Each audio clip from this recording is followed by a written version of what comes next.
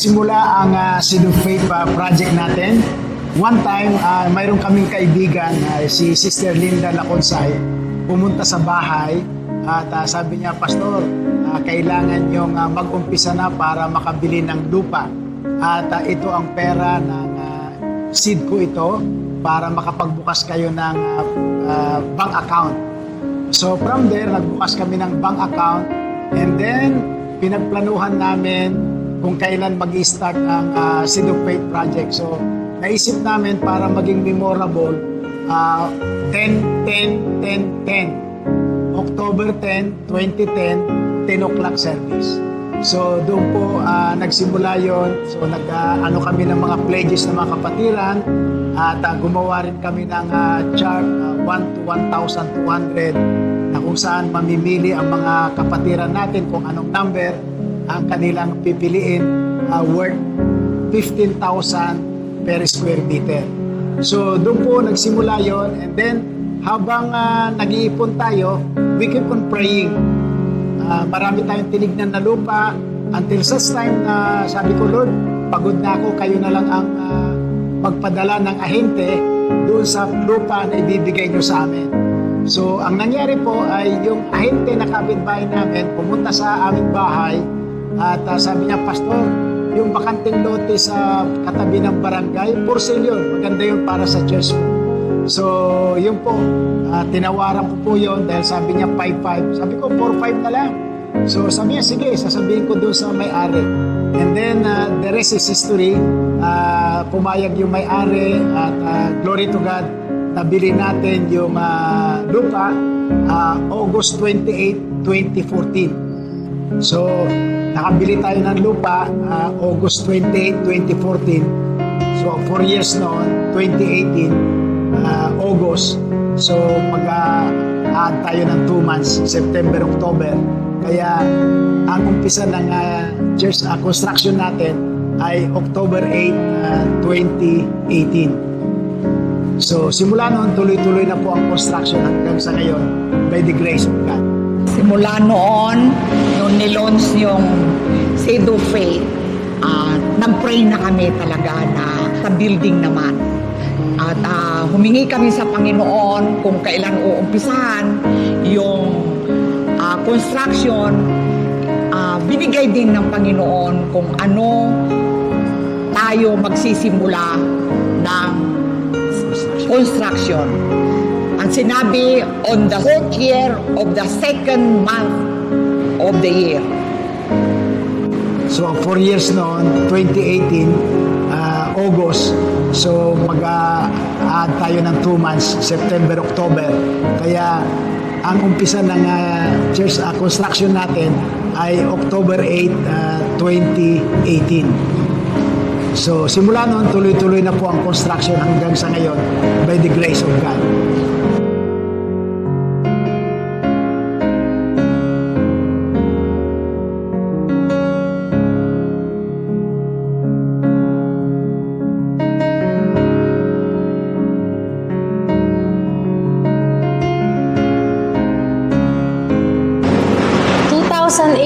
Nung narinig namin ang tungkol sa Seed of Faith project, gusto namin, pero yung estado namin sa buhay that time, mahirap talaga. At tingin namin hindi namin kaya. Pero alam mo yon, pinag-pray namin, dinesire ng puso namin. At yung prayer na yon talagang lagi na siya nasa isip at puso namin na makapag-participate kami. At binigyan talaga namin siya ng effort kasi kung hindi namin siya bibigyan ng effort, hindi talaga namin siya magagawa ng kami lang. So yun, sa tulong ng Panginoon, unti-unti nakapag-participate kami, nakapagbigay kami. Yung inaakala naming maliit na kaya namin ay higit pa doon yung binigay at provide ng Lord para sa amin, para makapagbigay kami sa Seed of Faith project.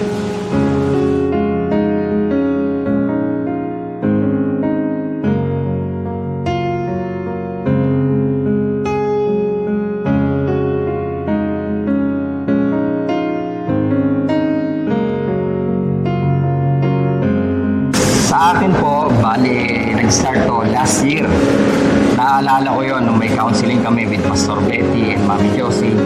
And then yun, sabi ko ni Candy, sige magpa-counsel tayo dahil kailangan natin yun bago tayo ikasal. At ayun talaga ang first step bago yung official wedding. At yun, nung pagpunta ko pa lang dito, sabi ko, ano ba yung kasing pupuntahan natin? Saan ba yan? Kasi hindi ko alam yung Seed of Faith. Ano ba yung Seed of Faith?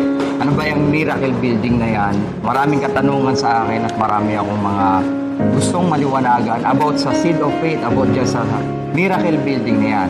At yun na nga, nung pumunta kami dito mismo sa worship hall na to, doon ko na-experience, doon ko sinabi, doon ko nasabi na talagang kailangan merong akong iambag dito sa Seed of Faith, dito sa Miracle Building na to.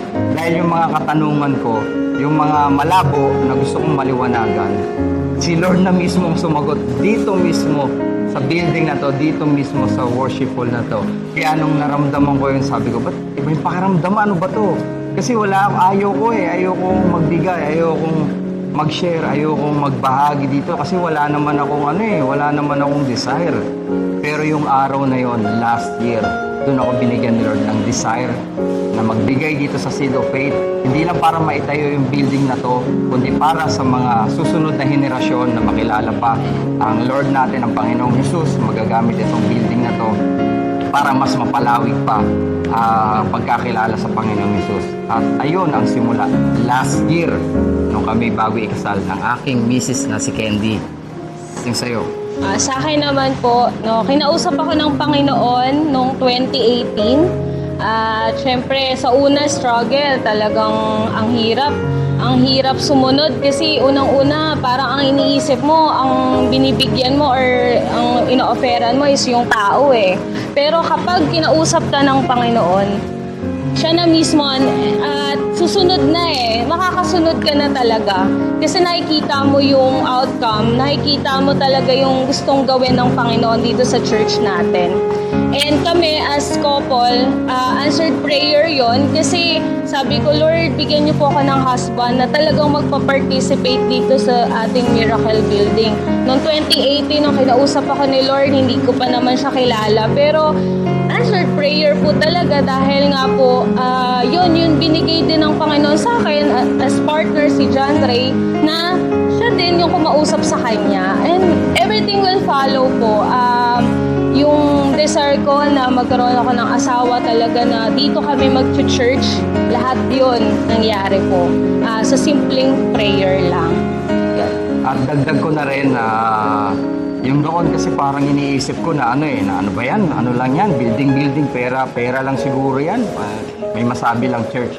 Kumbaga iba kasi yung naiisip ko taliwas yung aking pag-iisip pagdating dito sa pinapatayo nila. At nagtataka rin ako dati noon kay Candy, ano ba yan? Bakit siya nagbibigay dyan? Ano ba yung pinapatayo nila?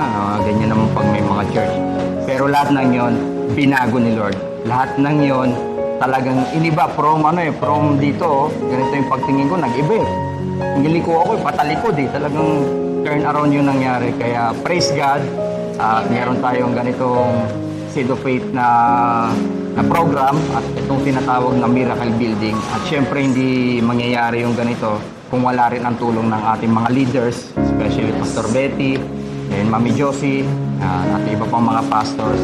At ayun ang start ng aming pagsisimula na mag-ambag dito sa Seed of Faith.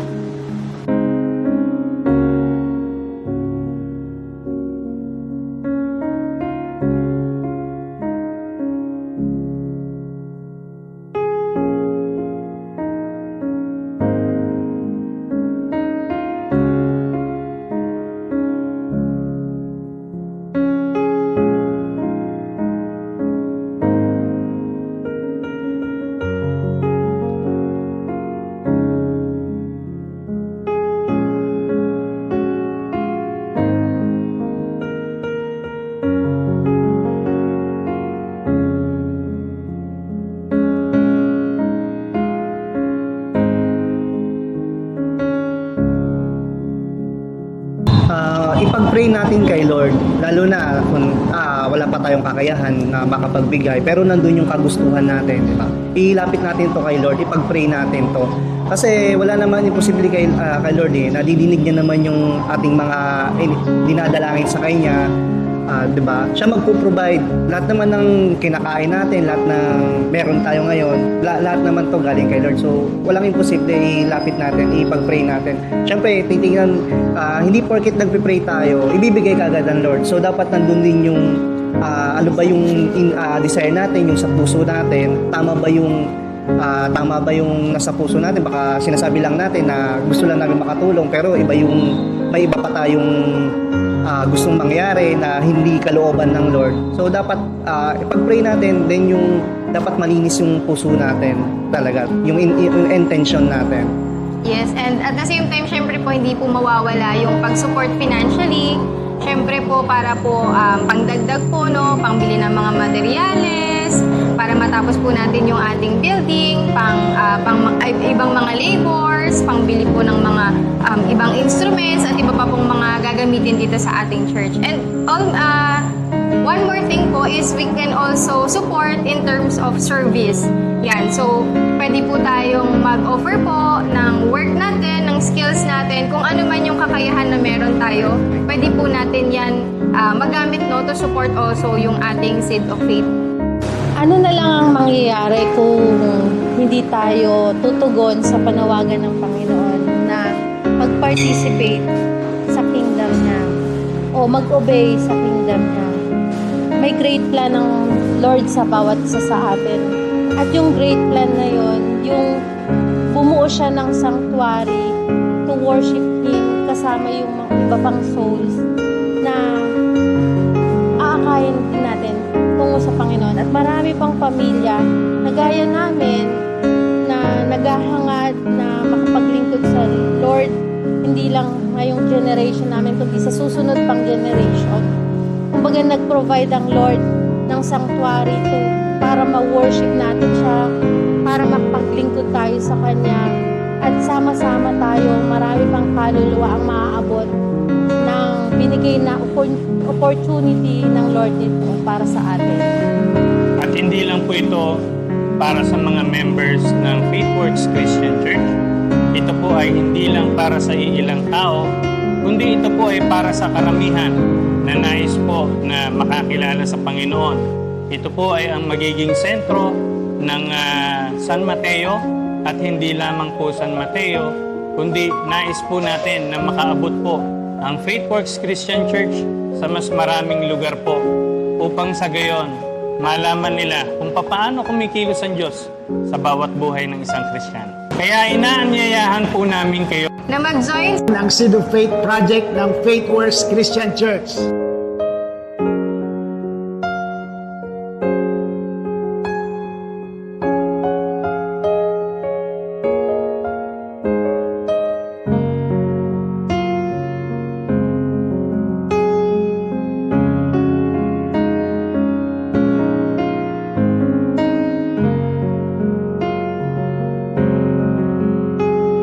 This is our Seed of Faith, building lives, building together.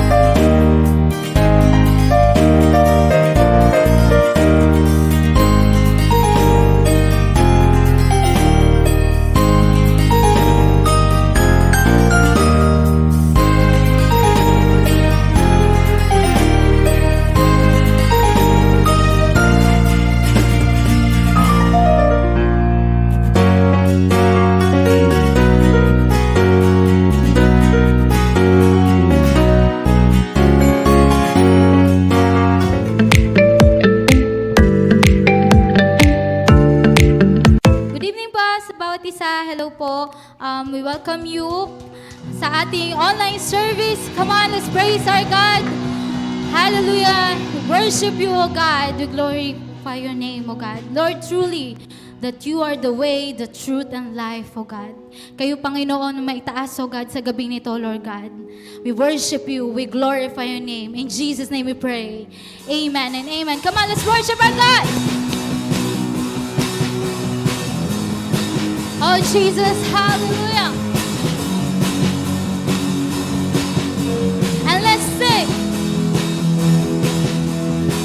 I live my life down at your feet, 'cause you're the only one I need.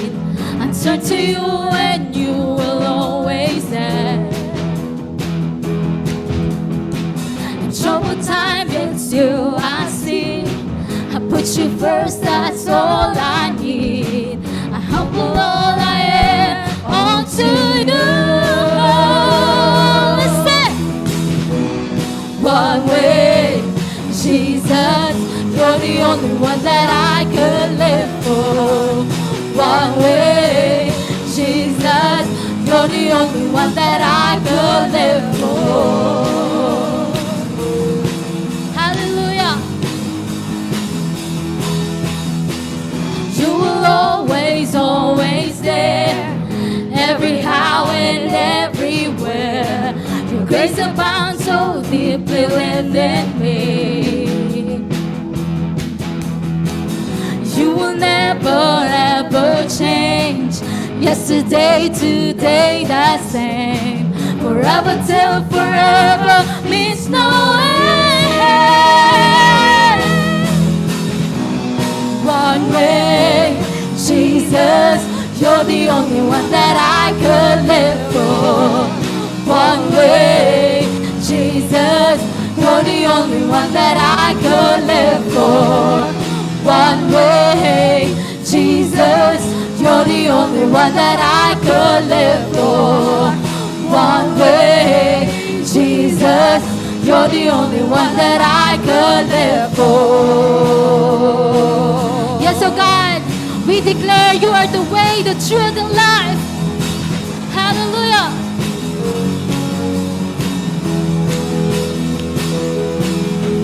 You are the way, the truth, and the life. We'll live by faith and not by sight for you. We're living all for you.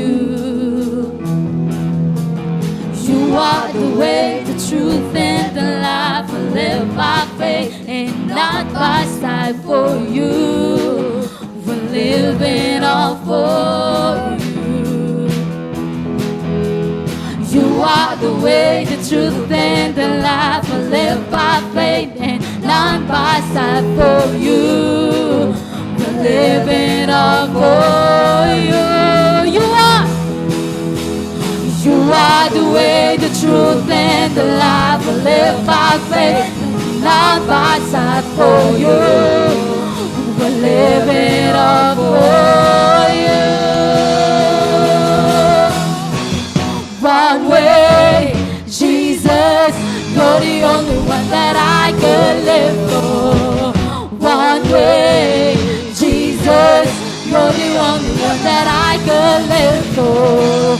One way, Jesus, you're the only one that I could live for. One way, Jesus, you're the only one that I could live for.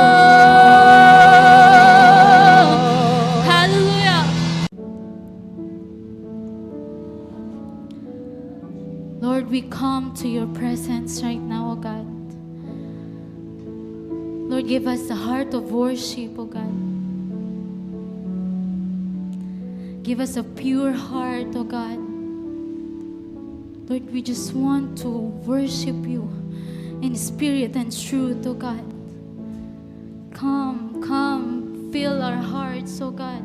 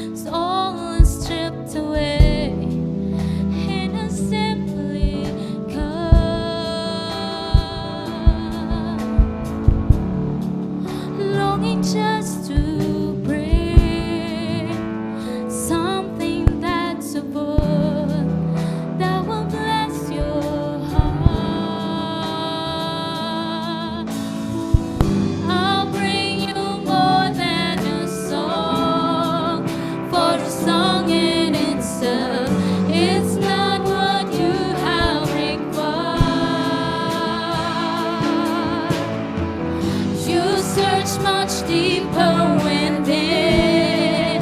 Through the way things are been, you're looking into my heart. I'm coming back to the heart of worship when it's all about you. It's all about you, Jesus. I'm sorry, Lord, for the things I've made it. When it's all about you, it's all about you, Jesus.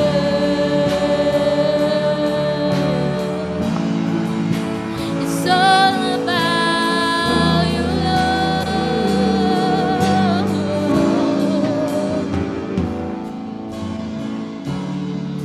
King of endless world, no one could express how much you deserve.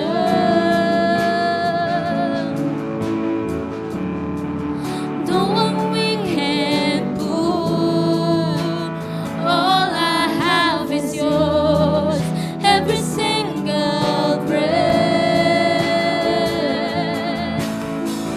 I'll bring you more than a song, for a song in itself is not what you have required.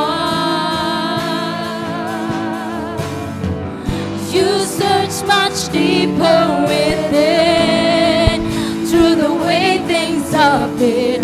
You're looking into my heart. I'm coming back to the heart of worship when it's all about you. It's all about you, Jesus. I'm sorry, Lord, for things I've made it. When it's all about you, it's all about you, Jesus.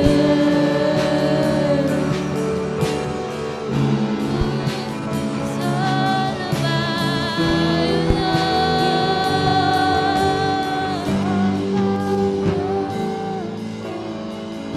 I'll bring you more than a song, more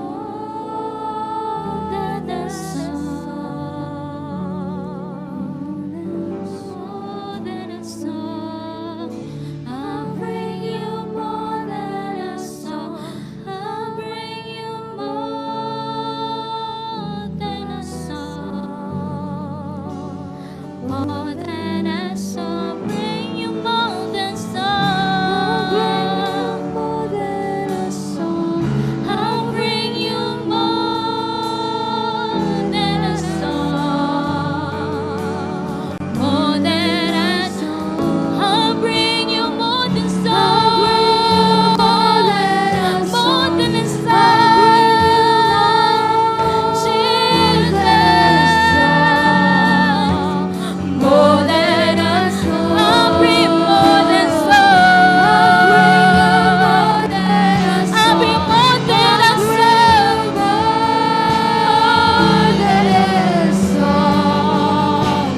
More than a song, I'll bring you more than a song. I'll bring you more than a song. More than a song, I'm coming back to the heart of worship when it's all about you, Lord. Jesus. I'm sorry, Lord, for the things I've made it. When it's all about you, it's all about you, Jesus. I'm coming back to the heart of worship when it's all about you, Lord. It's all about you, Jesus. I'm sorry, Lord, for the things I made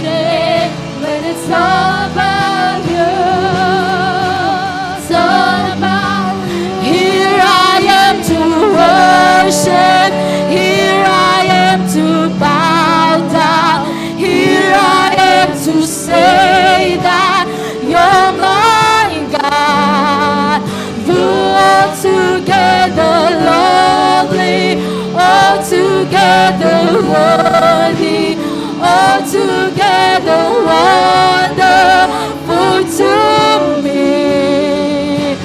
Here I am to worship, here I am to bow down, here I am to say that you're my God.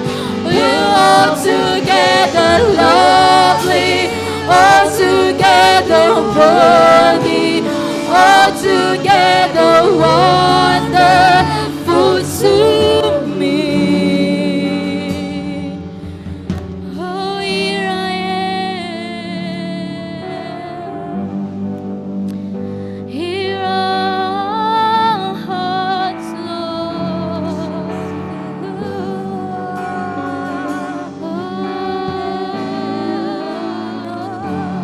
Here I am. Here I am.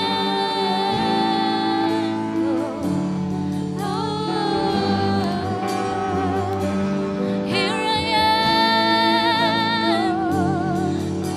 Here I am.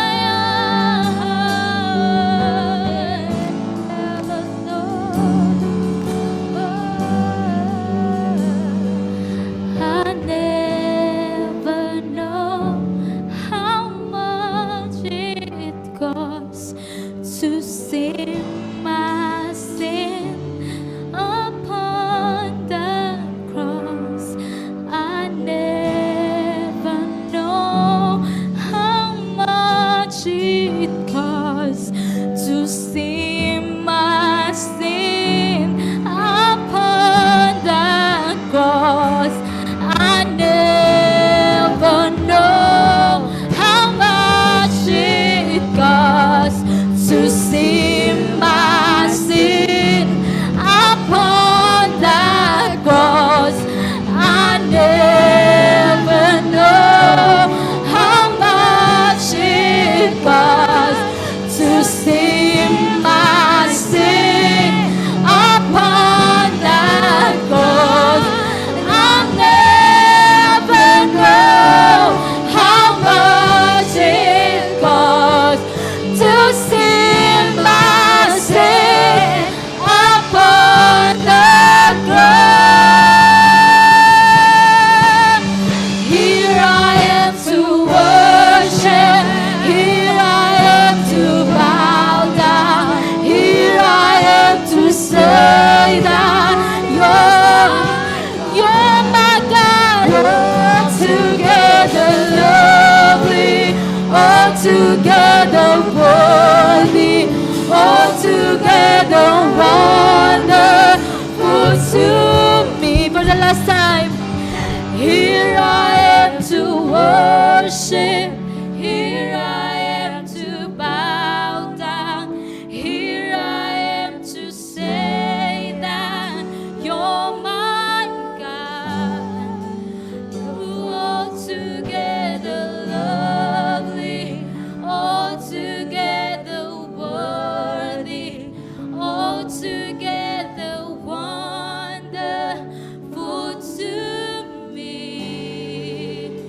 Here I am to worship, here I am to bow down, here I am to say that you're my God. You're altogether lovely, altogether worthy, altogether wonderful to me. Oh Jesus, our King Jesus, Lord, we thank you. We thank you, Lord. All the glory and honor is belong to your name. In Jesus' name we pray. Amen and amen. Amen.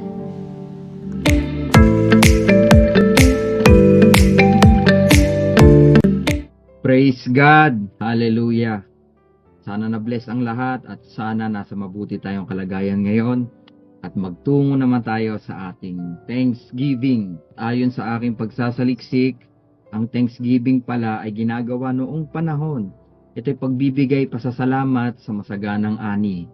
At sa panahon natin ngayon, maaaring ang ating mga sakahan o ating mga inaani ay yung ating trabaho, pera, pamilya, simbahan, kaibigan, kalusugan at marami pang iba. Tayo naman ngayon nagta-tithes and offering dahil meron tayong inaani. Ito ay ating pagpapasalamat sa ating modernong panahon na meron tayong trabaho, kumpleto ang ating pamilya, may kalusugan tayong maayos, nakabangon tayo kanina.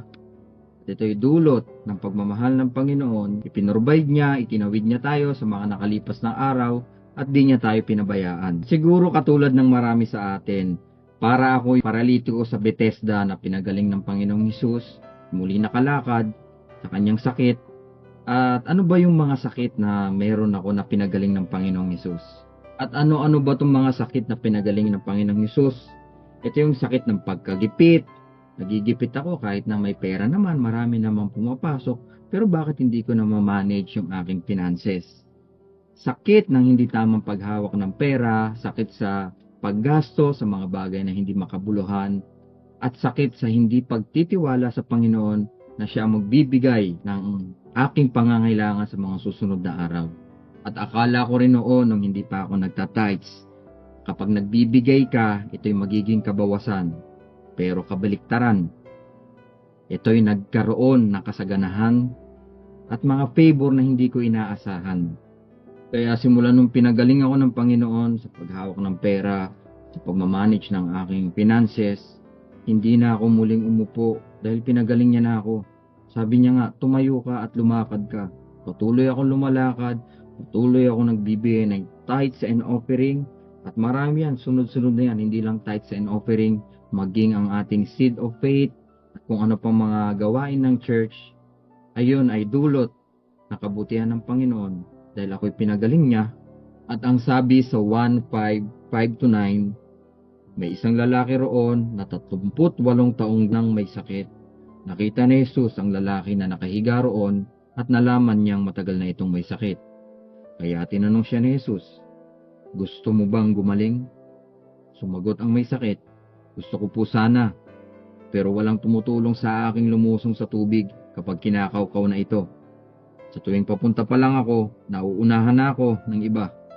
Sinabi ni Jesus sa kanya, "Tumayo ka, buhatin mo ang higaan mo at lumakad." Agad na gumaling ang lalaki, binuhat niya ang higaan niya at lumakad. Nangyari ito sa araw ng pamamahinga. Mga kapatid, kadalasan, kailangan lang nating sumunod. Sinabi niya sa paralitiko, "Tumayo ka at lumakad." Paano na lang kung hindi niya sinunod si Jesus? Hindi ka tumayo at hindi ka lumakad. Katulad dito sa ating pagbibigay sa Panginoon. Andun na ang biyaya. Andun na yung utos ng Panginoon. Kailangan mo na lang sumunod. Nang sa ganon, maranasan mo ang pagpapala. Maranasan mong gumaling sa sakit ng pagkagipit, sa sakit ng kakasahod mo pa lang, pero ubos na. Sundin lang natin siya, mga kapatid. Sunod-sunod ang pagpapala ang darating sa atin. Maraming makaka-relate sa kwento ng paralitiko na naghihintay dun sa pool na makaukaw ng anghel, makauna siya. Parang katulad sa modernong panahon ngayon. Marami tayong ginagawa sa buhay natin para sumagana ang ating buhay. Magnegosyo tayo, magtrabaho tayo ng maigi, mag-invest tayo. Lahat ng bagay pwede natin gawin. Andun yung mga formula ng mundo. Pero ang higit na makapangyarihan, ang pagsunod sa ating Panginoon, ang pag-surrender ng ating mga ani, ng ating mga finances, ng ari-arian sa Panginoon. Hindi lamang pera, ang ating talento, skills na ibinigay ng Panginoon. Parang ako noon, hindi ako naniniwala sa tithes. Sabi ko, mababawasan kami yan, mauubos. Sabi ko pa yan, parang tinetest ko pa nga si Lord. Sabi ko, siguro pag naubos na ang aming kaperahan dahil pagbibigay dyan sa tithes and offering, malamang titigil na kami kasi naubos na eh. Pero ang sinasabi ko nga, ito ang patotoo, na ang akala ko mauubos, akala ko mababawasan, pero naging kabaliktaran dahil ito ay nadagdagan at marami pang pabor ang ibinigay ng Panginoon na hindi namin deserve. Ayun pala yung test pagdating sa pera. Doon hindi tayo bibigyan ng Panginoon. Kaya mga kapatid, hindi aksidente na naririnig nyo to ngayon. Kaya kung ikaw nakikinig ka ngayon, nanonood ka ngayon, at hinipo ng Diyos ang puso mo, kapatid, baka ito na yung mensahe para ikaw rin naman ang bumangon at maglakad at maranasan mo ang kagalingan na matagal mo nang hinihintay. At tamang-tama itong titulo ng ating Good Friday, Do you want to be well? Walang ibang makakasagot niyan kundi ikaw. Alam ko kahit nagtatights ka, sumusunod ka sa Lord, minsan mararanasan natin na bakit parang magigipit ako? Bakit parang ganito? Bakit marami kang questions? Pero kapatid, itong masasabi ko, ang Lord, pakakabahin ka lang, pero hindi ka bibiguin.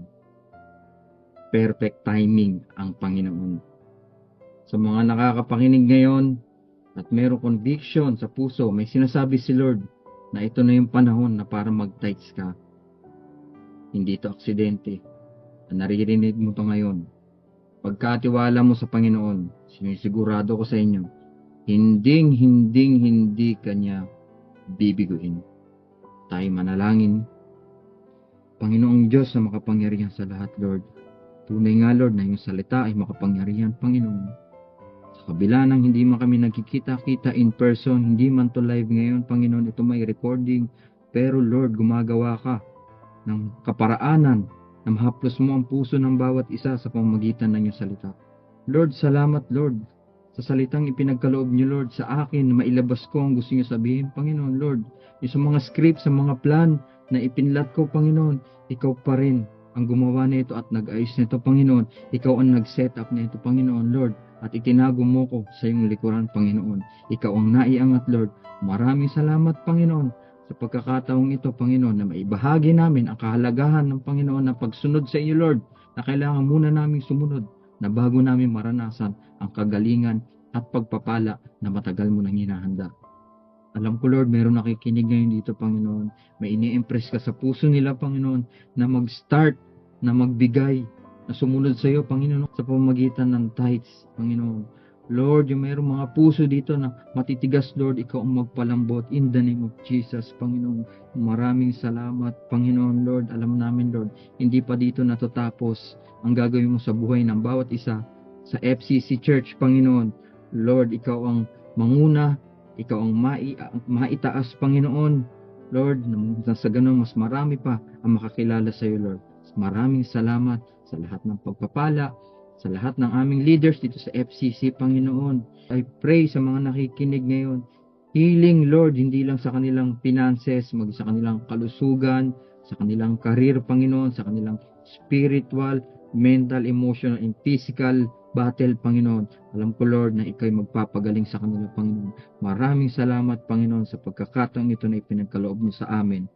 At Lord, ikaw na po ang bahala, ikaw na po ang manguna, ikaw na po ang maging buhay namin. Sa pangalan ni Jesus na aming Diyos at tagapagligtas. Amen. Amen. Maraming salamat, mga kapatid.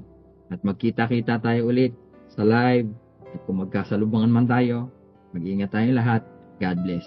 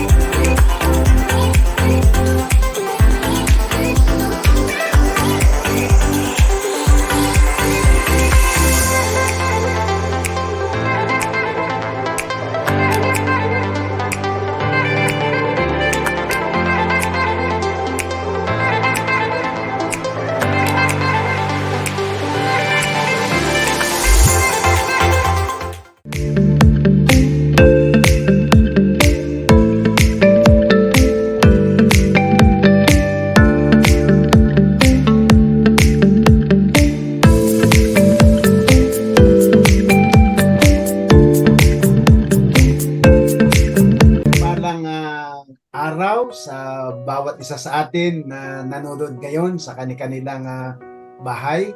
Ngayon po ay Holy Friday at we are remembering what the Lord has done 2,000 years ago at the cross of Calvary. At dito po sa FaithWorks ay special ngayong linggo na ito, simula nung Lunes pa, ay gabi-gabi mayroon po tayong mga kapatiran na nagbibigay ng testimony nila, yung mga miracles na ginawa ng Panginoon sa kanilang buhay, because we are celebrating also the Feast of the Miracles. Alam po natin na ang ating Panginoong Hesus ay madaming ginawa nung siya nandito sa lupa, at lahat ng kanyang pupuntahan ay talagang natutugunan ang kanilang pangailangan. At alam din natin na tulad ng sinabi niya na natapos niya ang lahat ng kanyang gawain. So sa FCC po ay ito po ay buong linggo na gabi-gabi mapapanood niyo po kami, at iba-ibang mga kapatiran ang magbibigay sa inyo ng mga very powerful testimonies kung paano sila pinagaling ng Panginoon, kung anong himala ang kanilang naranasan. So ngayong gabi ay very special sapagkat ang ating pong guest ay isang teacher. Siya po ay Master Teacher 1 sa Malacanang Elementary School. Doon po yun sa San Carlos City, Pangasinan. At siya po ay may asawa, at ang kanyang asawa ay isang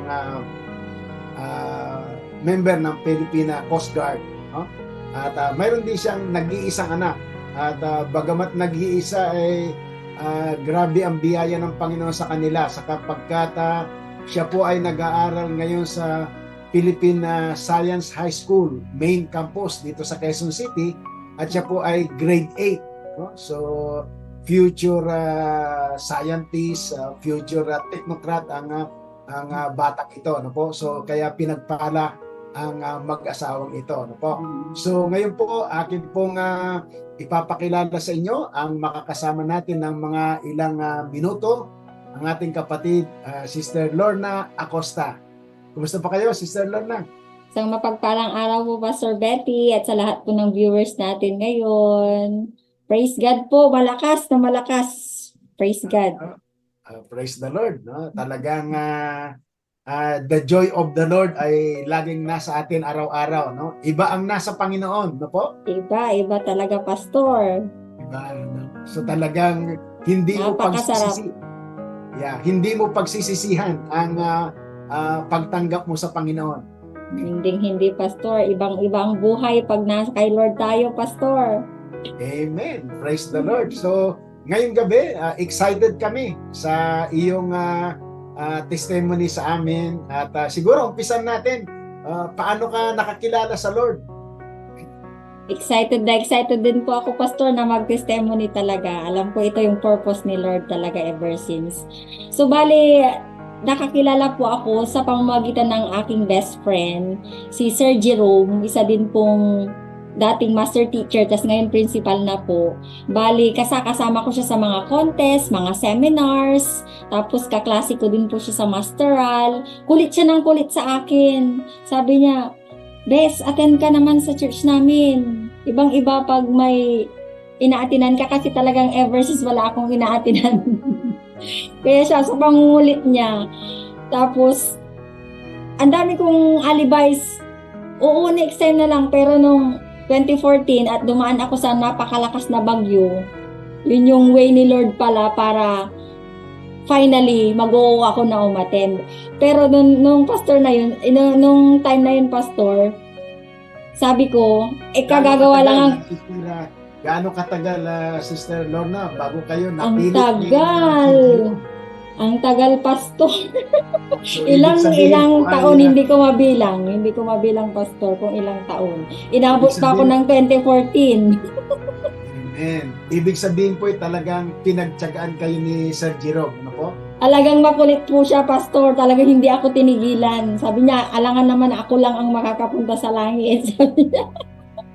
Kaya kinulit-kulit talaga ako. Tuwing magkikita kami yan, ay pinapaalala niya, attend ka dun sa Bunglat, FCC Bunglat. Palang noon, wala pa tayong FCC Rojas. Kaya oo, next time na lang. Ganyan, puro ako next time, pastor. Kaya ayun, nagtiyaga siya talaga, napakatiyaga ni Sir Jerome na nag-akay sa akin. Pero nung time na yun din, gumiya ako ng sign, sabi ko, kagagawa ng bahay ko noon, pastor. Bes, kailangan i-bless yung bahay bago ako tumira doon. Kaya lang ayoko sa pare. Catholic ako pero ayoko sa pare. Sabi ko, sige nga, kung kahit na hindi ako member ng FCC, papayag sila pastor nyo na i-bless yung bahay.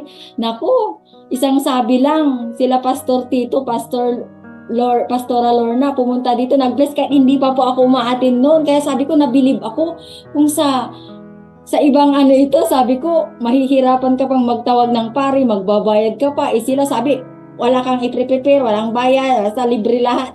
Nabilib ako noon pa lang, pastor. Talagang sabi ko, ay, iba dito Sabi ko, napaisip ako, iba dito Naalala niyo ba yung unang dalo niyo nung dinala kayo sa FCC Bunglat?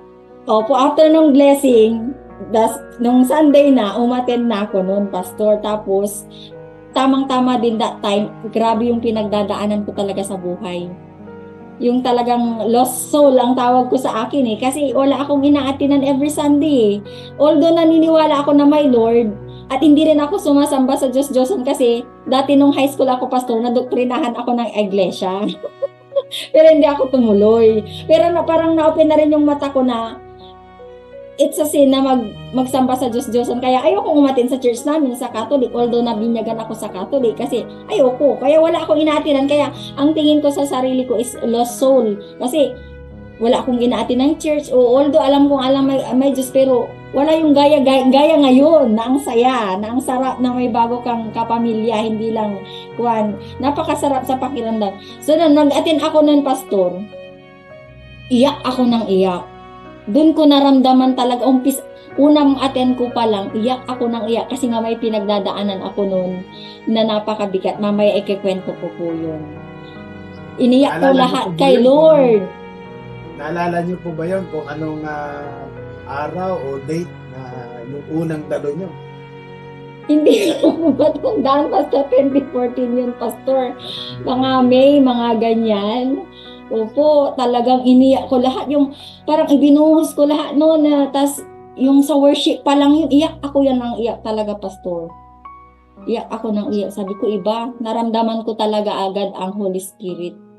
Talagang, siguro pinadaan ako sa bagyong yun para talagang isurrender ko na sa kanya na kailalanin ko siya. Kasi dati ang ginusus ko yung asawa ko. Yung ex-husband ko, I mean. Hindi ako nag-aatin ng church talaga. Kaya iniyak ko nun talaga.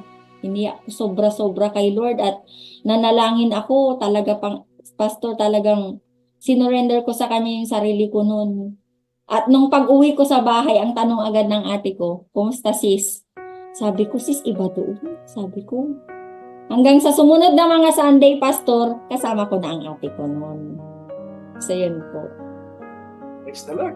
Napakaganda talaga nga tayo ay may kanya-kanya tayong kwento kung paano tayo tinawag ng Panginoon. At alam mo, yun ang dahilan kung bakit siya napako doon sa krus ng Kalbaryo.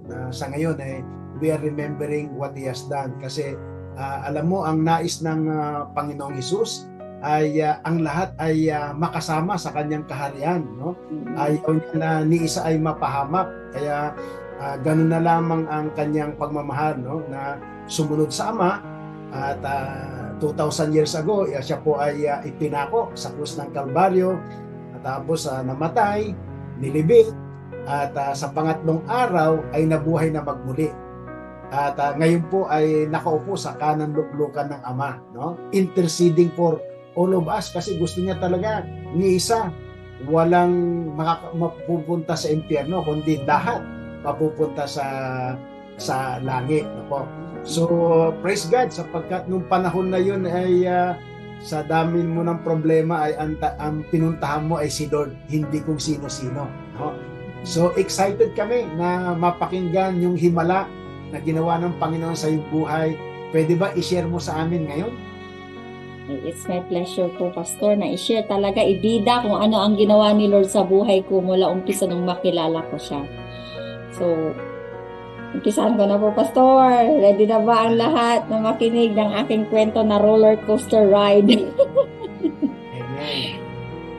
Bali, lumaki po ako sa pamilyang hindi maganda. Kasi both parents ko, hindi din kami pinalaking yung makajus ba. Yung kasi si tatay ko, lasenggo. Yung tatay ko, lasenggo. Nanay ko busy sa paglalabandera, paghahanap buhay kasi ang binibisyo ng tatay ko is pag-iinom. So parang kami, wala yung relationship kay God, parang ang gulo ng family. Yung lumaki ako sa pamilyang manginginom ang tatay ko, battered wife ang nanay ko. Kaya sa experience na yon, sabi ko sa sarili ko, magsusumikap ako na tapusin ang pag-aaral ko para hindi ako maging kagaya ng nanay ko na labandera na hirap. Tapos sabi ko, magtatapos ako sa pag-aaral at ang dream ko talaga, Pastor, is yung magkaroon ng happy and complete family. Yung sabi ko, kung ano man yung kinamulatan kong family, ayoko nang mangyari yun sa family ko. Sabi ko talaga, although as in wala kaming relationship kay Lord, hindi kami nagmamas, hindi gaya ng ibang family na sabay-sabay parang sa part ng puso ko naiinggit ako na pag may nakikita akong family, complete family, masaya sila, nag-church, ganyan. Talagang sabi ko, dream ko din balang araw na magkaroon ng complete family na sama-samang mag-church. So yun nga, nagsikap ako, nagtapos ako at sa 5 magkakapatid, pang-4 po ako, bali ako lang po yung professional. Kasi yung 3, kasi nga magulo yung family namin, mas ginusto nilang lumayo, nagpunta na sila ng Maynila, yung mga ate ko. Kaya, kumbaga sa aming 4, ako yung nakapagtapos, medyo may pagkamayabang pa ako ng Pastor. Parang alam nyo yung, dahil ako lang yung may natapos, parang ako yung, imbis na, kasi pangalawa ako sa bunso, parang mas marunong pa ako sa mga pananganay ko. Kasi, syempre, parang gano'n yung ako, wala akong relasyon sa Diyos kasi kaya medyo may pagkamayabang ako. Feeling ko ako lagi ang tama, mga ganyan. Ganyan ako lumaki. Feeling ko ako yung laging marunong, laging panalo, kasi nga, ako lang yung nakapagtapos. Tapos, yung ate ko din, kasi walang relasyon sa Diyos, Pastor. Panganay namin, nagpunta ng Maynila, makipagtanan. Imbis na itulungan ng magulang namin, iahon kami sa kahirapan kasi walang relasyon sa Diyos, nakipagtanan yan. Kaya lang, ang ending, Pastor, ng babae yung asawa niya, iniwan siya ng 2 anak, kaya na broken family. So yun, ang naging kahinaan. Tapos yung pangalawang ate ko din na nagpunta ng Maynila, wala ding relasyon sa Diyos, nakilib-in lang din. Tapos nagloko yung asawa, naghiwalay din sila, mayroon po silang 1 anak. So broken family din. Tapos ito na ako. Ako naman, mas lalong parang tumaas yung ano ko sa sarili ko kasi ako lang yung parang pastor na tumupad sa pangarap ng mga magulang ko na maihatid sila sa altar. Aba, sa feeling blessed na naman ako. Aba, ibang-iba ako. Parang ganun, parang, aba, I'm so blessed compared sa mga sisters ko. Parang ganon. Kasi ako yung nagbigay talaga ng katuparan na sabi nila, 4 kaming anak na babae. Yung pangalawa, matagal nag-asawa yung pastor kasi sila yung nag-alaga ng mga anak, yung anak ko. Sa 4 na magkakapatid, parang ako lang yung talagang iniharap sa altar. Pero, ano yun, yung parang, ang tawag dito, ito na, i-confess ko na lahat. Kasi nga wala ako sa relationship kay Lord dati. Nag-practice ako ng premarital sex. Kasi wala ka hindi ko pa alam noon, nakasalanan yung ganun sa Kaya bago ako ikasal, may nangyari na sa amin, ganyan. Tapos, ngayon ko lang na-realize na kay Lord na ako na mali pala yun. Kaya, yun. So yun, ang saya-saya ng araw na yun nung ihatid ako sa altar ng tatay ko na, feeling blessed nga ako na, sa aming 4 na magkakapatid, ako lang yung nagbigay ng katuparan ng kwan. So yun, ang saya-saya ko po, Pastor. Kala ko, feeling blessed talaga ako. Tapos, year 2008 yun, Pastor, nung ikinasal ako, 2008. Yun nga lang, ang mister ko is nagtatrabaho sa Korea. akala ko noon, mahal na mahal ako na tapat siya. Na, kasi laging, talagang laging tumatawa, ganyan-ganyan. 2008 yun, nung ikasal kami. Luckily, after namin ikasal, Pastor, 3 months siya dito. Nung umalis siya, nabuntis na ako noon. Praise God. Kasi naiwanan ako ng baby. Pero ang masakit doon is nabuntis akong mag-isa. Walang nag-aalaga sa akin. Nagpabinyag akong mag-isa. Lahat ako mag-isa. Kasi nasa Korea nga yung asawa ko. Nung sinabi kong magpapabinyag ako at magpapa-first birthday, antayin kita, sabi ko. Pagsabayin na lang natin. Ang sabi niya, hindi daw siya pinayagan. Pero ang totoo pala, umuwi siya ng 2013. 2008 yun. Nanganak ako 2010. Pastor, tapos hindi siya umuwi. Umuwi siya 3 years old na yung anak namin. Ganon siya katagal umuwi. Na nakakapagtaka kasi before, nakakauwi naman siya. Hindi ganon katagal. So, pero lahat ng sinasabi niya, pinapanaywalaan ko kasi ang laki ng trust ko sa kanya. Parang siya nga ang genius ko, Pastor, yung pag nagpapadala ng pera. Siyempre, nasa abroad, yung nabibili ko lahat, wala akong problema, napoprovide niya lahat. Kala ko okay na, feeling blessed na naman ako. Hindi ko alam na meron siyang ginagawa doon na mali. So, umuwi lang siya after ma-finish contract po siya, Pastor, 2013. 3 years old na yung anak namin. Tandang-tanda ko pa noon, November 2013.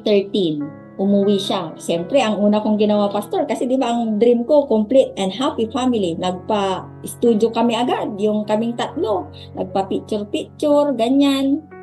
Kala ko talagang ang life ko noon talaga, kahit wala ako kay Lord, parang feeling blessed ako. Saya ako noon.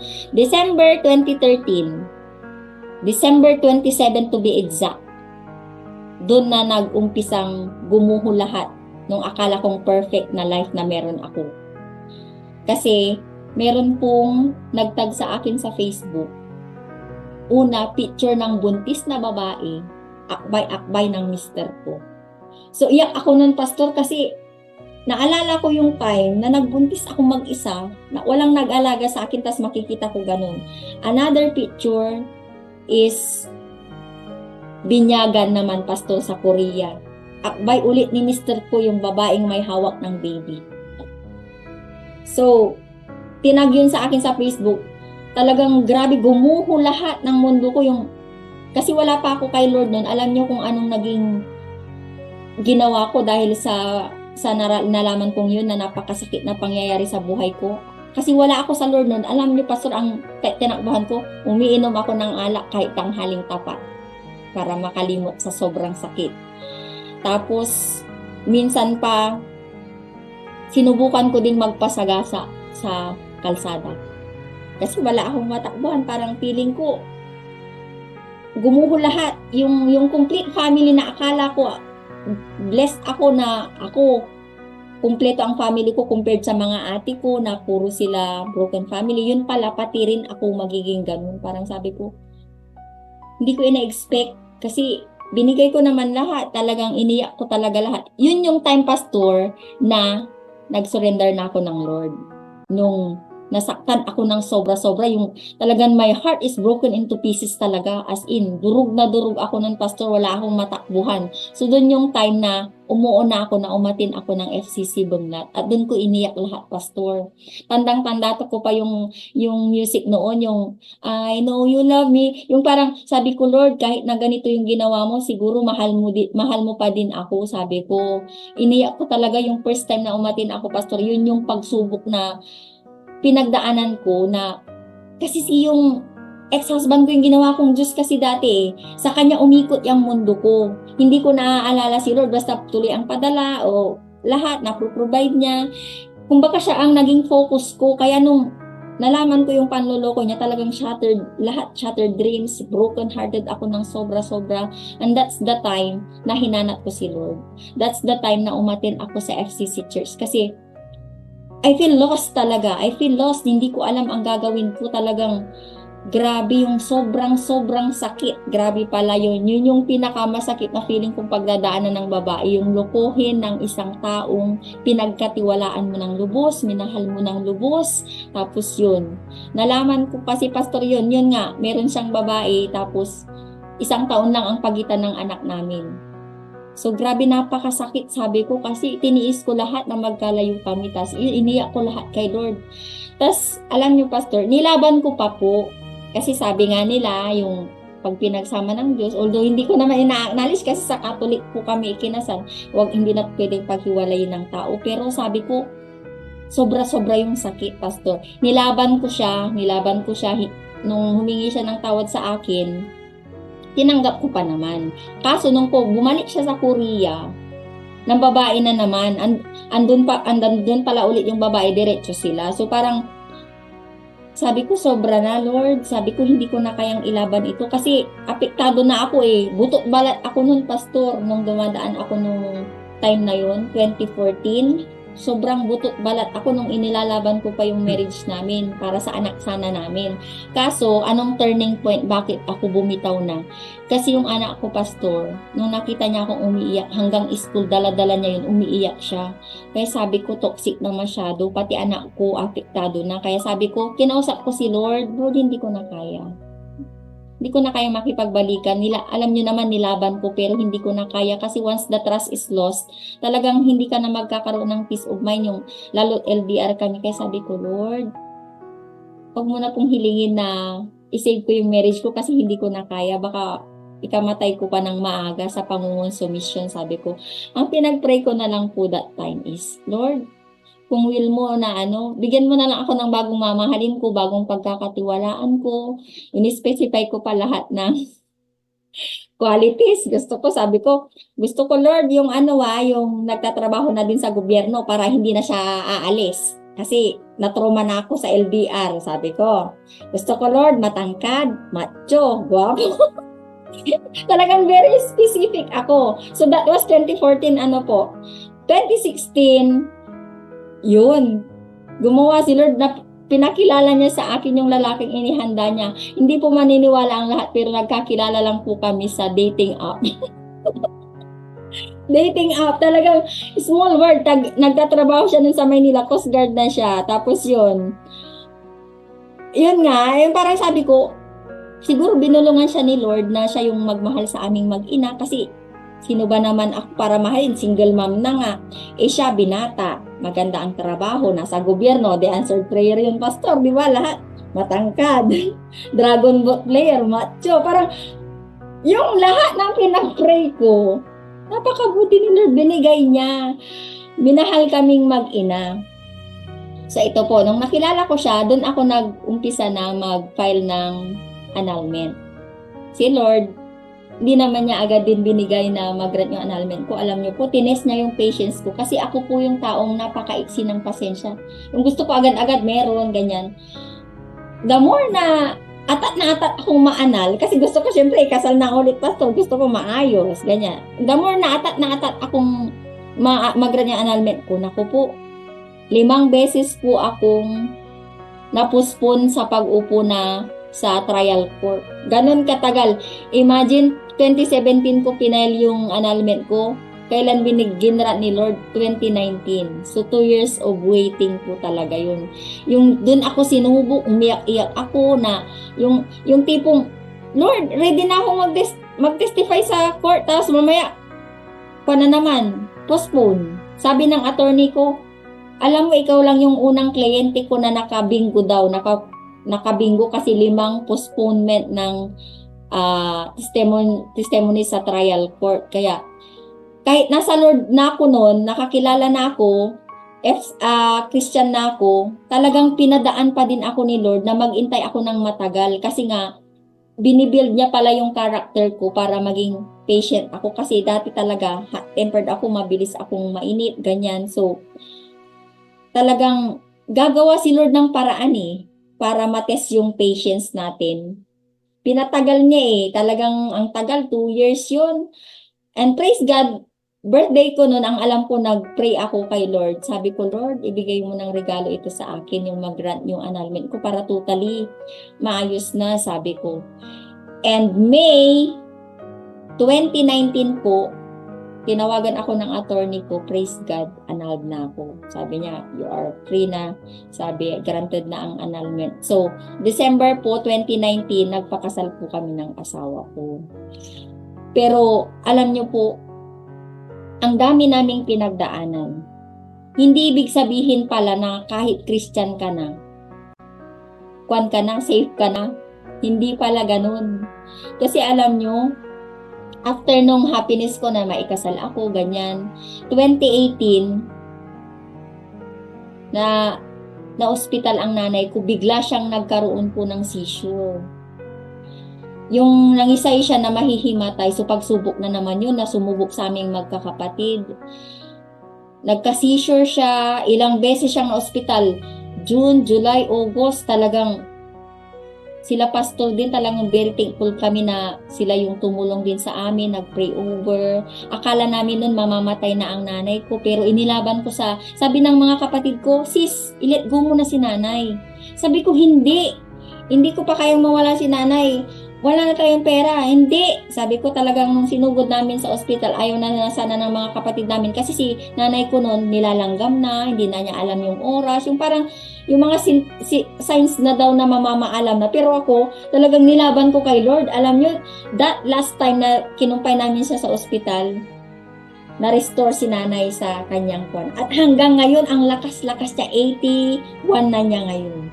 78 siya nung talagang praise God, talagang pinatunayan muli ni Lord na pag hindi tayo bibitaw sa pananampalataya natin, yung pinagpipray natin ibibigay niya. Kaya sabi ko, Lord, hindi pa ako ready mawala ang nanay ko, pagalingin mo siya. Ang pinagaling niya po. Thank God talaga. Kaya sabi ko sa mga ate ko, tignan nyo, gusto nyo. Bumitaw agad, parang ganun eh. Pero ako talaga hindi ko nilet go. Sabi, ilalaban ko to sa pananampalataya ko. Sabi ko, kahit wala ng pera, i-provide yan ni Lord. Talagang, so yun po, 2018, na hospital ang nanay ko, magkakusunod yan. Pero ni-restore ni Lord ang kanyang health. At hanggang ngayon, malakas na malakas po. At 81 years old po ang nanay ko ngayon. So, 2018 yun. And then, 2018, masaya na naman, puro ako pasyal dito, pasyal doon, until such time na sinabihan ako ni Pastor Tito, sis, baka kaya mo nang tumayo sa harap, mag-share ng gospel. Sabi ko, Pastor, di ko kayang pagsabayin yung pagtuturo ko, ang hirap-hirap, sabi ko. Saka na lang, Pastor, pag retired na ako. Pag 60 years old na po, sabi ko, lahat ng oras ko, ididibot ko lahat yan kay Lord. Sabi ko. So yun yun. Adi, tinigalan ako ni Pastor kasi yun nga ang sinabi ko. Sabi ni Pastor, ang tagal pa noon, pero hindi na ako, sige, pinabayaan mo na. Pasyal na naman ako. Pasyal. And then, June 2020, yung tatay kong pinakalasinggo sa lahat, na pinagpipray naming magkakapatid. Kasi simula nung na-born again ako, Pastor, nadala ko na ang ate ko, pati yung ate kong nasa Singapore na black sheep yan dati. Talagang ang puro alam nun, lakwatsa, inom, barkada. Pero nung pinakilala ko si Jesus sa kanya, sabi ko, sis, maghanap ka ng born again church dyan. Itong ate kong ito na pangatlo. Ngayon, napaka-active na niya sa church niya, Pastor. May mga cell group na siya, talagang nag-share na din siya. Black sheep yun dati, Pastor. True phone lang. Sabi ko, maghanap ka ng born again church dyan. Kilalanin mo ang Lord kasi lost sheep siya. Talagang nawawalang tupa siya. Sabi ko, ayusin mo yung buhay mo. Napakadamo nun, Pastor, dati. Ngayon, talagang siya yung bukas palad. To provide, tagabigay ng dati yun, kanya yung pera niya. Kaya makikita din po natin, hindi lang pa ako ang binago ng Panginoon. Lahat ng mga kapatid ko na nakakilala kay Lord, binago din ni Lord. Na dati, masyado silang madamo, lagi kami nag-iinggitan, nag-aaway. Ngayon, okay na kami dahil kay Lord, pinag-isa niya kami talaga. So yun, saya-saya na naman. Ito na naman ang pagsubok. Kasi nga, pag Christian tayo, talagang didik-diking ka. Pero, sa ngayon, at this point in my life, pag ibabalik ko lahat yung mga pinagdaanan ko, purpose pala ni Lord yun para patatagin ako. Kaya pinadaan niya ako sa maraming pagsubok. Yung tatay kong lasenggo na kay tagal namin pinagpipray. Sorry Lord, pero alam niyo, dumating po kami sa point na, Lord, kunin niyo na yung tatay namin kung hindi rin lang magbabago. Kasi sawang-sawa na kami. Sabi namin, mula pagkasilang namin, lasenggo na, ang gulo-gulo lang buhay namin. Pupunta siya sa bahay namin, aawayin ang nanay namin. Parang ang tawag namin pastor noon, pag nag-aaway niya sila, may shooting na naman yung mag-asawa. Naghahabulan ng itak, susuntukin si nanay ko. Ay nako, kaya sabi namin, Lord, ang tagal-tagal namin nagpipray na sa'yo, nagwaguhin ang tatay namin. Kung hindi mo babaguhin, kunin mo na siya. Kasi ang sabi namin, pastor, siya lang naman ang nagpapagulo sa buhay namin. Kasi okay na kaming magkakapatid eh. Naayos na eh.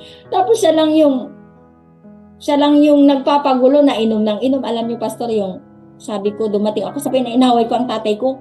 Binibigyan niyo ko ng kahihiyan. Teacher ako, sabi ko. Tinuturo ko sa mga bata na bawal uminom. Tapos makikita nila kayo sa kalye na lasing na lasing. Pag piyesta yun, pastor, hiyang-hiya ako. Sasayaw doon na lasing sa school. Eh di syempre hiyang-hiya ako. Matutulog sa daan. Kaya sabi, yun yung burden namin dati, pastor, na hindi rin agad binigay agad-agad ni Lord na sagutin na matik, mabago si tatay. Alam niyo, may ginawa siya para mabago si tatay. May binaril si tatay ng yung parang maliit lang naman na baril niya, yung mahaba. Iskupita ang tawag sa Pangasinan. Binaril niya nung lasing siya. Eh di iyak ako ng iyak nung tawagan ako ng kagawad kasi pumunta na yung mga pulis para dakpin siya. Nakulong ang tatay ko at the age of ilang taon siya nun. Sabi namin, kung kailan kayo tumanda? Tapos ang word pa namin nun, bahala kayo sa buhay nyo. Ginusto nyo yan, wala kaming pakialam. Pero sa bunganga lang pala yun. Pag andun ka na sa actual, hindi mo rin pala matitiis ang tatay mo. Pero grabe ang iyak ko nun kasi sabi ko, tay, kung kailan kayo tumanda, nakulong siya, napusasan. Pero yun pala, pastor, yun yung way ni Lord para i-rehab siya sa kulungan. Kasi sabi ng tatay, pag nasa labas daw siya, gustong-gusto niya yung tigilan, kaya lang hindi niya mapigilan yung sarili niyang uminom kasi nga addict na yung katawan niya. Pero nung nasa kulungan siya, walang alak. Na-rehab siya ng parang 2 weeks. Tapos, good thing is, pinasyalan din sila nila pastora, napatanggap din po yung mga preso doon sa kulungan. Nung dinalaw nila si tatay ko, iyak nang iyak si tatay ko nung pinag-pray over nila pastor. Tapos sabi niya noon, makalabas lang ako rito, lahat ng natitirang buhay ko, ilalaan ko na sa Panginoon at sa mga anak ko. Sabi niya, babawi ako. Pero grabe din yung hirap ng loob ko nun, pastor, kasi yung lalapit ka dun sa naagrabyado, yung biktima, talagang nagmakaawa ako. Kinalamutin ko yan na master teacher. Ako talagang nakiusap ako na matanda na ang tatay ko, ganyan-ganyan. Talagang iyak ako ng iyak. Mag-isa pa ako noon kasi ang asawa ko wala dito. Tapos ito pa, pastor, ang dahilan ni Lord. That time, nung makulong ang tatay ko, magkakaaway na naman kami magkakapatid. May hindi kami pagkakasunduan na naman. Parang yun yung ginawa ni Lord para ma-reunite na naman kami. Dahil sa pagsubok na yun, nung nakulong tatay namin, yung dating naka-block na ate ko, unblock. Tapos yun, nag-usap-usap kami. Doon kami nag-reunite na naman para ma-resolve yung problem namin sa tatay namin. And thankfully, nung makalabas si tatay sa kulungan, hindi na nga siya uminom. Sabi ko, ay praise God! Sabi namin, ito na yun yung pinaka-aantay natin na time na hindi na siya iinom. Tahimik na ang buhay natin. Ganyan. So, ano yun, tandang-tanda ko yun, June 2020 yun, nung makulong siya. Kaya nung nag-birthday siya, pastor, ng March, parang bagong buhay niya, parang bagong silang ulit siya. First time namin na ang tatay namin, talagang hinandaan namin ng napakarami. First time yun. Kasi galit na galit kami sa kanya dati. Pag birthday niya lang, wala kaming pake. Pero nung nagbago siya, parang na-born again nga, yung parang ibang tao na siya. Oh, parang ito na yung bagong birthday nyo. Talagang hinandaan namin siya. Sayang-saya, praise God. Ito na yung inaantay namin, pinaka-aasam-asam namin. Pero, yun nga, hindi porket asa Panginoon ka na is all smooth. Meron na namang rough road. Wala pang 1 taon, Ang sumunod naman na pagsubok po sa amin is na-stroke si tatay. Akala namin noon katapusan na rin niya.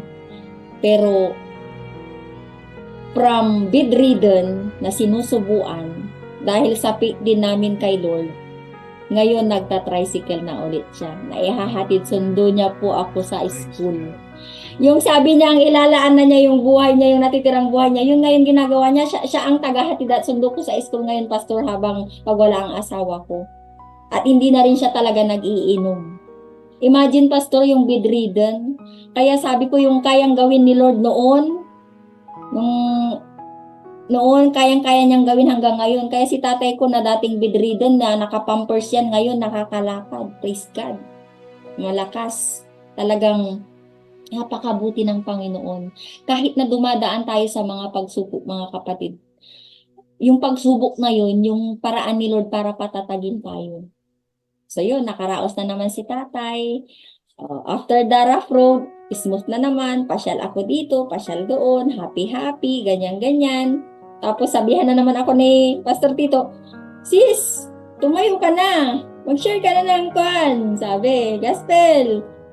Pastor, sabi ko na naman, di ko kaya talagang pagsabihin, limited lang yung kaalaman ko sa Bible. Yung mga excuses ko, Pastor. Hindi pa ako ready. Basta pag promise ko yan, pag age 60 ako, saka ako maglilingkod kay Lord. Sa Kanya na lahat yung oras ko. Pero wag ka, weekly, may post ako, pasyal dito, pasyal doon.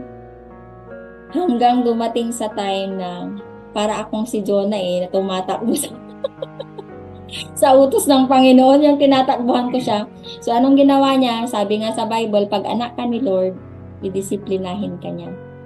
Gagawa siya ng way para iparealize sa'yo na mali ka.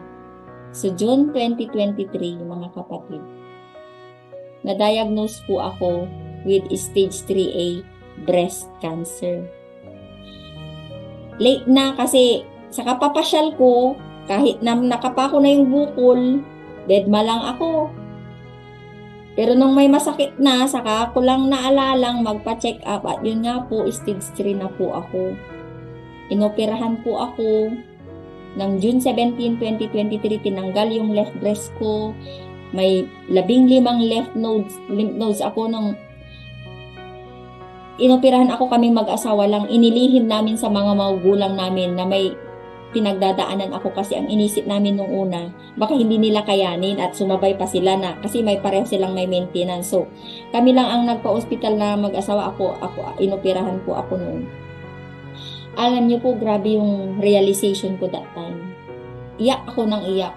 Doon ko na-realize, Pastor, yung mga pagkakamali ko kasi may may tingin ko, ang taas ng tingin ko sa sarili ko.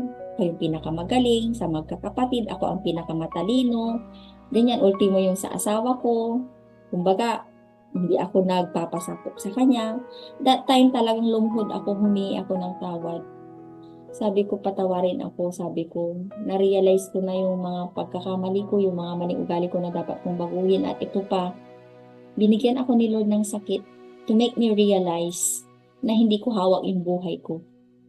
Kasi nagplano ako na at the age of 60.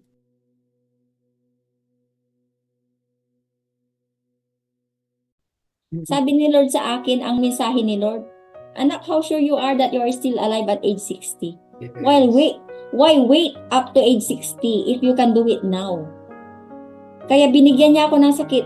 Nung nagkasakit ako, doon ko na-realize yung essence ng buhay ko na, Lord, sabi ko, I surrender myself to you. Susundin na kita. Uunahin na kita. Kasi mali ang inaamin ko, Lord, sabi ko na mali ang decision ko na inuna kong maglingkod sa tao. Inuna ko ang trabaho ko. Pinarealize sa akin ni Lord na habang malakas tayo, unahin natin siya. Magsilbi tayo sa Kanya kasi bawat araw na buhay tayo mahalaga. Huwag tayong mag-antay na kung kailan hindi na natin kaya saka tayong maglilingkod. At pag dumadaan tayo sa mga pagsubok, mga kapatid, pag ni-level up yung problem, kasi gaya ko, from stage 3A, sa katigasan ng ulo ko na ayaw kong magpa-chemo, ayaw kong magpa-radiation. Kasi takot ako, sabi ko baka mamatay ako lalo sa mga napapanood ko na mga nagpapa-chemo. Inilaban ko sa pananampalataya, pinray over ako, tas puro herbal. Tas sabi, tingnan natin kung umi-epekto yung herbal, magpa-PET scan ka. Akala ko, okay na ako. Yun pala, dahil sa hindi ako nagsumunod sa protocol, may kumalat po sa baga ko, tsaka dito sa ribcage ko. So from stage 3A, sabi ng doktor sa akin, stage 4 ka na. Pero alam nyo po, iba pag nasa kay Lord ka. Pag malaki yung pananampalataya mo, hindi ka, you will not be shaken. Alam nyo, sabi ko, cancer lang yan. Si Lord nga, pinagaling niya, pati yung patay na. Sabi ko, alam nyo po, yung mga ate ko, nag-iiyakan. Pero ako, okay ako, sabi ko. Kaya, mas lumakas yung loob nila nung nakikita nila na hindi ako pinanghihinaan ng loob. Even stage 4 na po ako. Look at me now po. Never po ako nag-leave sa work. Patuloy po ako nag-work. Patuloy ko pong ginagampanan yung trabaho. Malakas ako by the grace of God. Kaya sabi ko, Lord, ito yung purpose mo siguro. Kaya excited akong mag-testimony, Pastor eh. Kasi yung test na yan kako magiging testimony at makikita ng lahat how good is our God na stage 4 with lungs and bones metastasis pero I am here strong by the grace of God. Napakabuti ng Panginoon. Kaya siguro kaya tumatag din ako ng ganito, Pastor, kasi nga sa mga dami kong pinagdaanan. So yung mga pinagdadaanan natin mga kapatid, yan yung way ni Lord para mas patatagin tayo. Pag mas may malaking bagyong darating, hindi na natin iindahin. And if we build our house sa rock, which is Jesus, we will not be shaken. No matter how strong the typhoon is, no matter how strong the storm is, mananatili tayong matatag. Kaya, marasyasak na lang yung mga pagkuhan, hindi nila alam, oh, may sakit ka? Hindi naman halata. Praise God, sabi ko. Oh, how are you? You look great. Sasabihin ng mga supervisor na how are you? I'm good. I'm well by the grace of God. Sabi ko talaga. Nilalaban ko talaga sa faith. Sabi ko, yung cancer na yan, wala yan. Kasi may Lord ako. Kung malaki ang problema natin, mas malaki ang Diyos natin. Basta manampalataya lang tayo mga kapatid. Yun ang pinaka-importante. Faith. Alam nyo, pag nanghihina lang naman ako pag umiinom ako ng oral chemotherapy ko. Pero pag nahihirapan ako, anong ginagawa ko? I still praise the Lord. Nagpapatugtog ako ng mga praise and worship song. Sa Kanya ako humihingi ng lakas. Kasi kay Lord lang naman eh. Yung talagang pinanghahawakan ko is yung Isaiah 41 verse 10. Yung, so do not fear, for I am with you. Do not be dismayed, for I am your God. I will strengthen you and help you. I will uphold you with my righteous hand. Yun yung pinanghahawakan ko na sa oras ng mga pagsubok, mga kapatid, andyan si Lord, patatagin tayo. Kasi sabi niya, hindi tayo bibigyan ng pagsubok na hindi natin kakayanin. Kaya ito sabi ko, kayang-kaya ko to, kaya alam ni Lord na ibigay sa akin, sa aming magkakapatid, ako ang binigyan. Kasi alam niya na kaya ko to.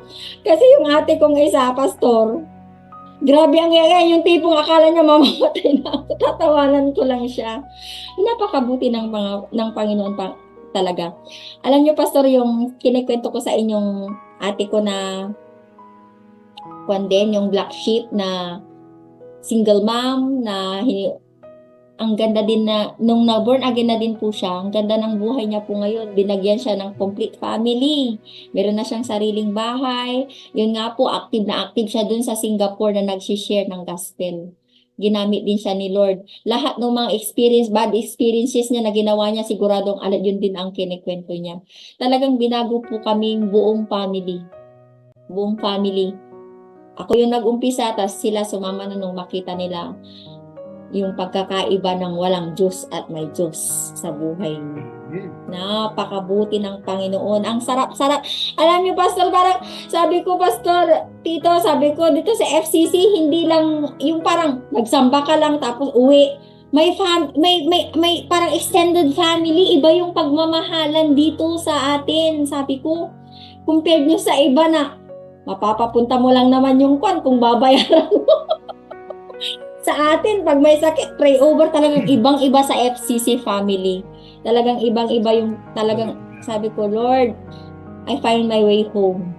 I am no longer a lost sheep. And I thank God for that grace, for that talaga binigay niya sa akin. Kaya tingnan niya ako. Halata ba na stage 4 ako? Praise God. Amen. Praise God. Lord na, no? Lahat ng papurit, pasasalamat, ibinabalik ko sa Panginoon. Talagang sa Kanya lang tayo aasa, wala ng iba. Praise Truly, God. grabe yung pinagdaanan mo, no? Pero tulad ng sinabi mo, gaano kalaki ang iyong problema, mas malaki ang Diyos na ating sinasamba. No? Yes. At nakita ko yung buhay mo talaga ay tulad ng sinabi mo, roller coaster. Pero ang nagbibigay ng kalakasan sa iyo is that yung pangako ng Panginoon na hindi Yes. tayo iiwanan at Iwan. hindi pabayaan. Pabayaan. So, sa iyong kwento, maraming lessons na dapat nating matutunan, no? Ngayong gabi, no? So, una, ang isang nakita ko, sabi mo, yung unang asawa mo, ginujuice mo, no? Yes. Number one sa buhay mo. So, Siya. nakita natin na dapat ang number one sa buhay natin si Lord. No? Lord. Ako nga, like kong sinasabi, dapat yung number one sa buhay mag-asawa, si Lord. Kasi pag si Si Lord ang number one, number 2 lang yung asawa mo, wala na number 3, wala na number 4. Kasi si Lord ang number 1. Pero pag si asawa ang number 1, ay may number 2 si Lord, may number 3, may number 4 pa. O, so, I learned my lesson, Pastor, about that doon sa previous ko. Ngayon, alam niyo yung relationship naming dalawang mag-husband ngayon. Alam niyo, Pastor, malapit man, andito man siya or nasa work siya, every night yan, hindi po kami pumapalya na praise and worship, Bible sharing kami, magbabasa kami ng Bible, and then after that, mag-praise and worship kami, and then magpipray kami sa alitan yan. Kung ako ngayong gabi, next night siya, diretso yan na ganyan. Kaya sabi ko, ibang-iba talaga pag ang sentro ng relasyon natin ay kay Lord. Napakabait ng asawa ko.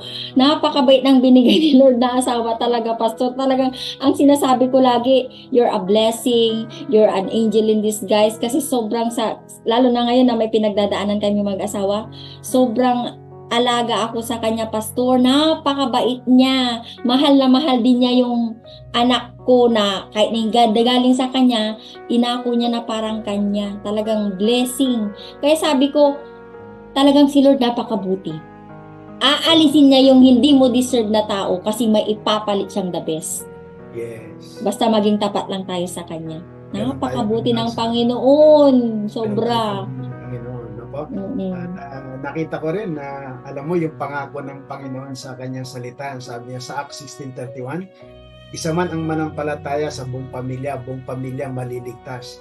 So makita mo yung tatay mo na lasenggo o umagang-umaga, Ay, ang grabe. ay anak, pero alam mo, si Lord ay may mga kaparaanan siya kung paano Yes. yun niya madala sa kanyang paanan, no? At ang mahalaga doon ay ano man yung pinagdadaanan mo, hindi ka sumusuko at patuloy ka nagtitiwala sa Panginoon. Alam mo, yun din ang sinabi ng Panginoon sa Acts 16, John 16:33 yata, na po, hindi ako nagkakamali. Sabi niya, mismo ang Panginoong Hesus ang nagsabi, in this world, you have a lot of trouble, but take heart, I have overcome it all. Yes. So, ibig sabihin niyan, so talaga ang buhay Kristiyano ay makulay, no? Mayroon kang lubak na pinagdadaanan, pero yung kamay ng Panginoon ay laging nakaantabay na kung babagsak ka na, hahawakan ka ng Panginoon. Yung pangako niya na hindi tayo iiwan, hindi tayo pabayaan, ay nandoon, no? So Yes. talagang our God is a miracle working God, no? At makita mo nga, na-diagnose ka ulit, no? Parang si Job, no? Ang kagandahan lang sa iyo taon-taon nang mayroon nangyayari, pero kay Job isang araw nangyari lahat, no? Pero makita natin si Job sa kabila nangyari, hindi niya sinisi si Lord, kundi minahal niya ang Panginoon. So glory to God sa iyong buhay. Bagamat ganun nangyari, ay talagang yung pananampalataya mo ay hindi nanghihina, kundi mas lalong kumakapit. At tama yung sinabi mo na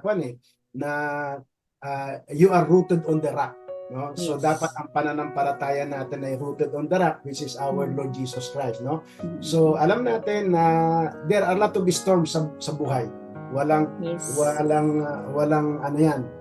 Talagang sigurado yan na habang nabubuhay tayo, there are a lot of storms. Pero ang sabi nga nila, dapat daw para tayong kawayan. Alam mo, kawayan, maraming kawayan dyan sa atin di ba? Pag ang kawayan, pag may bagyo, sumasayaw lang yan. Kung saan yung hangin, sumasayaw. But after the storm, nakatayo pa rin. So, Yes. kagandahan na nasa Panginoon, after so many storms sa buhay Okay natin, pa rin. nakatayo pa rin tayo because of the Lord. No? Yes. Yun nga, yung Yes, huling God. na pinagdadaanan mo ngayon, yung stage 4 ka, pero alam ko, pinagaling ka na ng Panginoon kasi our God is a miracle working God. Yes. He is a God that heals, no? At alam ko, lahat niyan, dinala niya na doon sa krus ng Kalbaryo 2,000 years ago, no? Amen. Yun yung kanyang mission, no? At alam mo, mahal na mahal tayo ng Panginoon. Siya ang pumili sa atin at may purpose, no? At natutuwa ako dahil sa at early age din, na-realize mo na hindi lang ikaw yung nagsasabi ng, Pastor, maglilingkod ako pag retired na ako. Pag 60 na ako, tsaka magre-retire. Tama yun. Life is short. How should you will reach 60? No? Kaya, Baka mamaya, pag 60 ka na, ganun, guys. Ibig sabihin, wala na. Ibig sabihin, dapat, while we are strong, we will give our life to God. Kasi nga, at the end of the day, si Lord ang may control ng buhay natin. No? Tama At po. tulad ng sinabi ng Biblia, pag ang buhay natin ay binibigay natin sa Panginoon, mas lalo tayong bibigyan ng buhay. Pero Yes. pag ang buhay natin ay pinagkakait natin sa Lord, mas lalong mawawala ng buhay. Kaya ibigay natin yung ating buhay sa Panginoon. So, praise the Lord sa lahat ng nangyari. Walang nangyayari sa atin na hindi alam ng Panginoon. Lahat ay parang tanghaling tapat sa Lord. Pero pinahintulutan ng mga bagay na yan kasi mayroon siyang layunin. Ang kanyang layunin is that para maranasan mo ang kanyang kapangyarihan, maranasan mo ang kanyang pagmamahal, at makita ng tao na nakapaligid sa iyo gaano kapangyarihan at ka-great o kadakila ang ating Diyos na sinasamba. Kasi ang gusto niya, mga kapatid, ang Sister Lorna, is that maluwalhati siya at mas marami pang makakilala sa kanya. No, mas marami pang makakilala sa kanya. Kaya ito yung ginagawa natin, mga kapatid, sa Faith Works Christian Church. At truly, we are, tulad ng sinabi mo, we are a family church. Kaya makita mo yung ating tagline, bringing more families closer to God. Close No? to God. So, ako po ay lagi kong ina-advocate yan na pagka tayo nakakilala sa Lord, buong pamilya natin, ipag-pray natin sa Panginoon, dalhin natin sila sa Panginoon kasi hindi ka magiging masaya sa langit pagka may kulang sa yung isa. Pag yung isang kapatid mo'y wala, na naghihirap doon sa impyerno. No po? So habang malakas tayo, bigay natin yung buhay natin sa Panginoon. At sa iyo, gusto ko itang tanungin, bukod doon sa nakita ko na lesson sa buhay mo, ano yung pinaka the best na talagang hindi mo makakalimutan na pwedeng maski na anong mawala, basta wag lang yung mawala sa buhay mo? Na-realize ko talaga, Pastor, ngayon na napaka-importante na unahin natin si Lord lagi. Siya yung pinaka-importante sa kahit na anong material na bagay o anong mga trabaho yan. Unahin natin si Lord. I-priority natin si Lord habang malakas pa tayo. Kasi pag wala na tayong chance, hindi na natin maibabalik yun. So habang binibigyan po tayo ng pagkakataon na mag-serve sa Kanya, binibigyan tayo ng chance para mas malapit sa Kanya, kunin natin yun, huwag nating talikuran. Yes. Habang may lakas tayo, bigay natin Unahin sa Lord. natin sa Kanya. Kasi darating ang panahon na mawawalan tayo ng lakas, hindi na tayo pwede makakalakad, hindi na tayo pwede makapagsalita, mamimiss natin yung opportunity na yun. Po? So, Okay. praise God. Maraming salamat sa buhay mo, Sister Lorna. Yes, po. At my prayer is that gamitin ka ng Panginoon mightily sa FCC Rojas. At alam mo, walang masyadong katulong si Pastor Tito dyan. At Opo.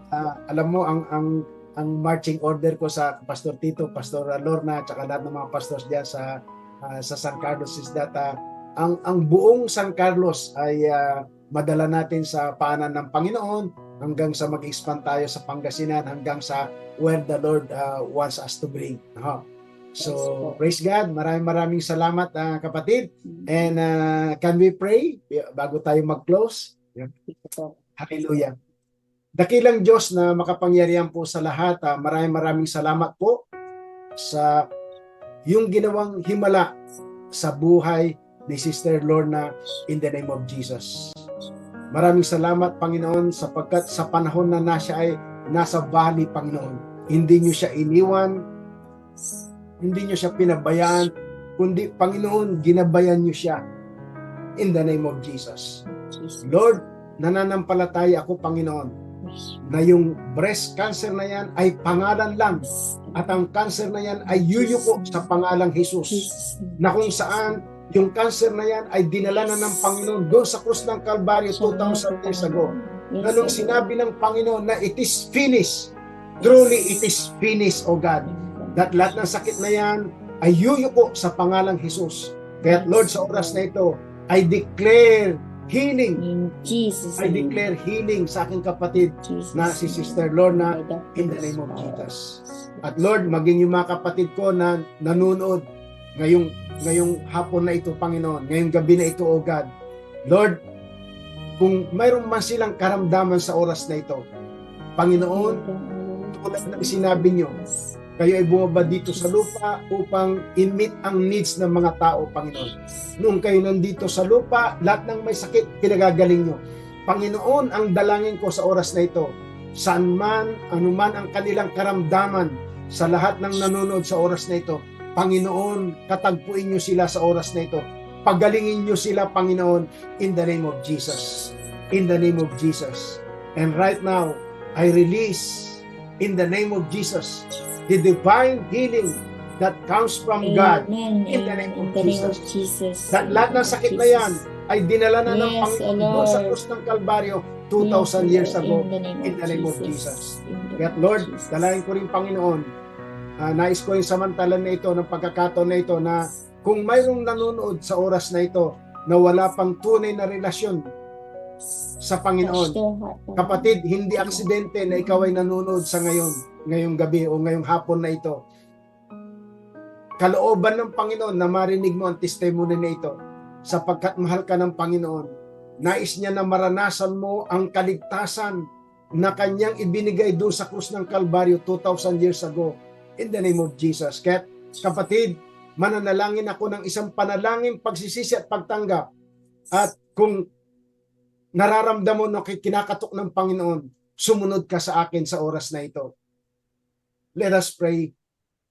Dakilang Diyos na makapangyarihan po sa lahat, maraming salamat po sa hapon na ito, Panginoon, na nakapanood ako ng testimony ni Sister Lorna in the name of Jesus. Lord, nakita ko na mahalaga may relasyon ako sa iyo. Kasi pag wala akong relasyon, walang kwenta ang buhay.